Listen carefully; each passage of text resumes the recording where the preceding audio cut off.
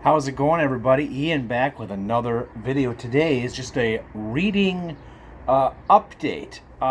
So, what am I listening to? What did I just finish listening to? I just finished Apt Pupil by Stephen King. It's a short story in his, I think it's different seasons. I just got the book on audiobook through my library. Finished that yesterday, and that book was pretty effed up. If you don't know what it is, basically, a boy named Todd in 1974 discovers that his neighbor is a former Nazi death camp high-ranking official, and it's just him. Basically, him and this guy.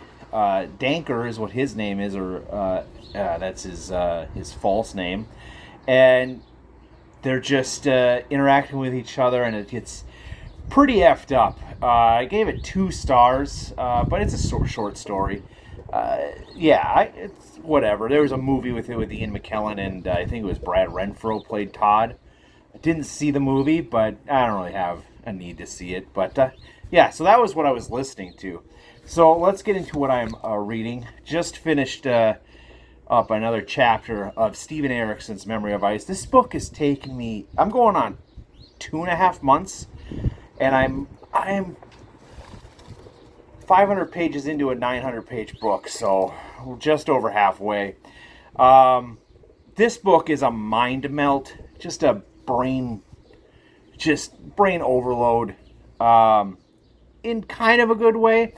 It's a little frustrating when you're reading it and you're just not understanding what's going on. Like, for instance, I just read the few chapters on a huge battle that just took place, and I was so confused the entire time. But then when you get out of it, you're kind of realizing Erikson did that on purpose because his characters don't know what's going on, and now the reader's not going to know what's going on. And then when you backtrack, that was kind of cool the way he did that. You're in a battle. I wouldn't know what's going on, so you're kind of living with the characters, I guess. Because a lot of the times, authors will put you overhead, and you're kind of like, okay, so this is what's here, this is what's here, this is what's here. This one, you're just in it with the characters, and you're just as confused, just chaos everywhere. So that's like that brain melt I'm talking about, where you're just kind of like, ugh. So I'm pushing on. Hopefully this does not take me 5 months to read. At the current rate we are hitting that. So I just got to buckle down. It's just, I'm enjoying the story. Like I said, I listen to a podcast that really helps me enjoy it. Really helps me more understand what's going on. So I will say, it is worth a read, but you just take your time. Take your time. Just started Eldest by Christopher Paolini, the second in the Inheritance Cycle books. Just a few pages, three chapters in. I'm going to read another 8 pages after we get done here. Not much I can say about this. The first book was all right, so figured give the second one a try. And I finished this last night. Leave No Trace by A.J. Landau, which is a pseudonym for 2 authors, John Land, which is one of my favorites, and then Jeff Ayers, which I have not heard about.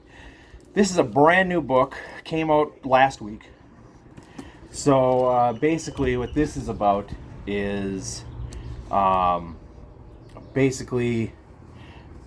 we've got a park ranger and a FBI agent trying to track down the terrorists that have taken out the national monuments around the United States.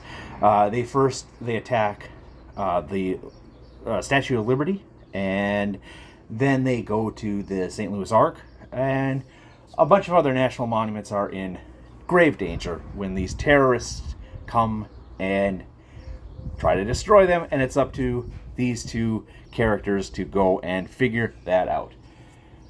Giving it 3 stars.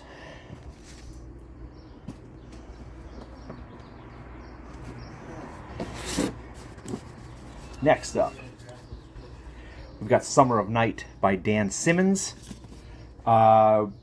Just started that last night, and they're saying it's a lot like old-fashioned Stephen King. And, you know, a lot of people I was looking on BookTube compare it to It. You know, basically a bunch of kids basically find an evil and have to dispatch it. This evil pertains to a very old school, is from what I am getting at. So, yeah, I'm quite interested in this. I'm definitely going to be taking a look at this more often. That's all I've got. So I had some neighbors passing by, so see if they wanted to talk to me or whatnot. But they've passed by, I should say. That's what we've got here. Take care, everybody, and have a good weekend.